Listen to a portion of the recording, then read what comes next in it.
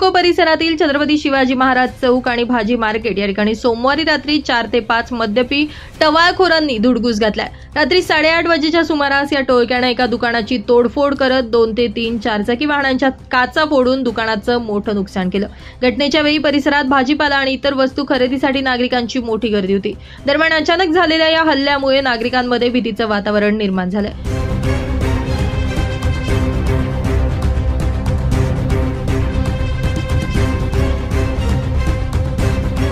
दरम्यान घटनेची माहिती मिळताच अंबड पोलीस ठाण्याचे वरिष्ठ पोलीस निरीक्षक मधुकर कड यांच्या नेतृत्वाखाली गुन्हे शाखेचे पथक घटनास्थळी दाखल झालं आणि पोलिसांनी सिनेस्टाईल पाठलाग करत तिघांना ताब्यातही घेतलं।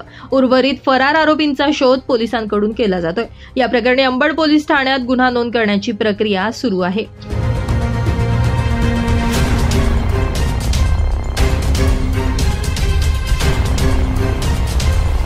ब्युरो रिपोर्ट, नाशिक माझा न्यूज, नाशिक।